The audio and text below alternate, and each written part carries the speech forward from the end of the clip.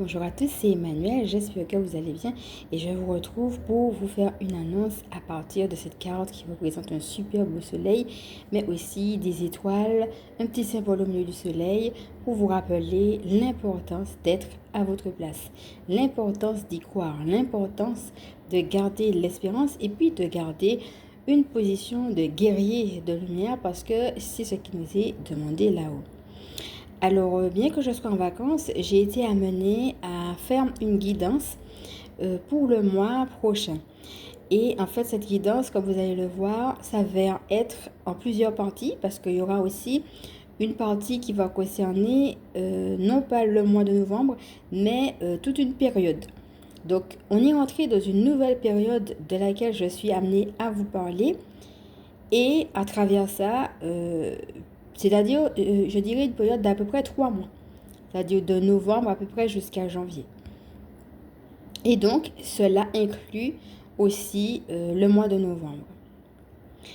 Donc, il y a d'abord une astuce que je voulais vous donner par rapport à tout ce qu'on va visiter lors de ces prochaines guidances. Et cette astuce, ça sera d'appeler le maître Saint-Germain ainsi que la flamme violette. Donc, je vais vous inviter à faire vos propres recherches dessus. Et sachez que la flamme violette, elle permet la transmutation. Et par la transmutation, elle permet également la guérison. Alors, peut-être qu'il y a des gens qui se disent, mais quel est le rapport entre le fait d'être transmuté et le fait d'être guéri? Et pourquoi des fois on parle de guérison et pourquoi d'autres de transmutation? Alors, ce qu'il faut savoir, c'est que la guérison consiste à ne plus avoir une chose donnée. Par exemple, si vous avez la grippe et après vous ne l'avez plus, vous êtes guéri. Pour expliquer la transmutation, je vais prendre un exemple qui est celui de, par exemple, Jésus qui meurt à la croix et qui après va ressusciter. Alors, en réalité, il y a quelque chose de l'ordre du changement, puisque lors de la résurrection, il n'est plus mort, mais en même temps, il dit, voici mes stigmates. Donc, il y a un petit reste. Le petit reste des stigmates, il est peut-être ressuscité, mais les stigmates sont toujours là. L'idée de la transmutation, c'est qu'un mal est déjà fait et qu'on n'y peut rien. Et que même si il y a une transformation du mal en bien, même si on peut tirer quelque chose de positif, même si on peut tirer quelque chose de plus grand, il y a quand même un petit reste et on devra faire avec. C'est ça l'idée de la transmutation.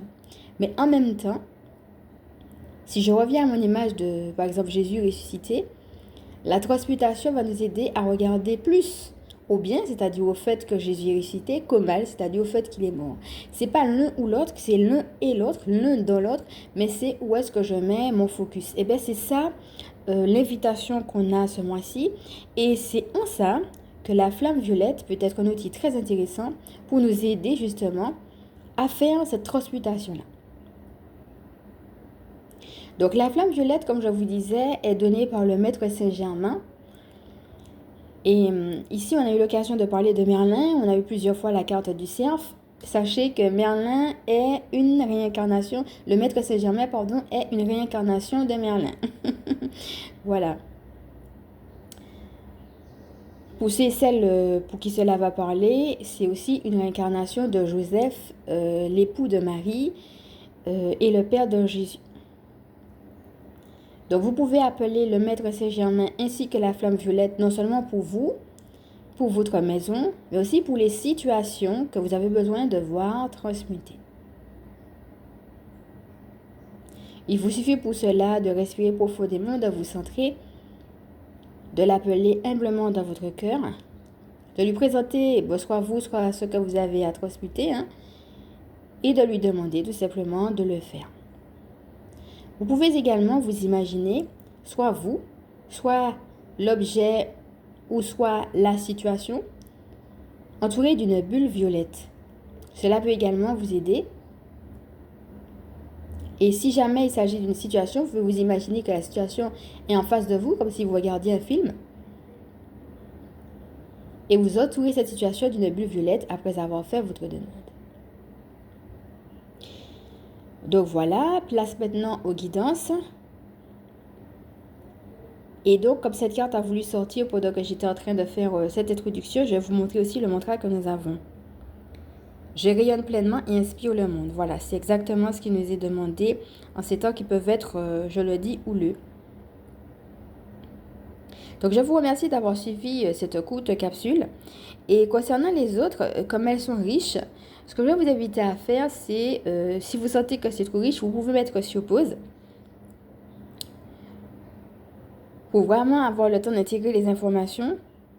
Et puis, pour certaines personnes, peut-être même qu'elles auront le besoin de revenir un autre jour, soit sur la même vidéo, si elles ont besoin de temps pour intégrer les différentes informations, ou soit même de revoir les vidéos parce qu'elles sont particulièrement riches.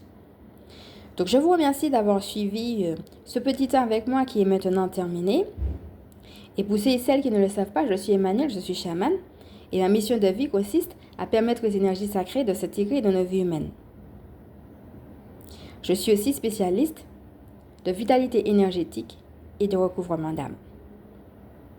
Si cela vous a plu, je vais maintenant vous inviter à liker, bien entendu, à partager si cela peut aider d'autres, à vous abonner. Je vous fais de gros bisous. Donc, on va se retrouver, comme je disais, dans les autres guidances pour la période actuelle, plus pour le mois de novembre. Et puis, comme j'avais dit, on va continuer avec la présentation de l'oracle que je présente en ce moment. Je fais de gros bisous et je vous dis à bientôt.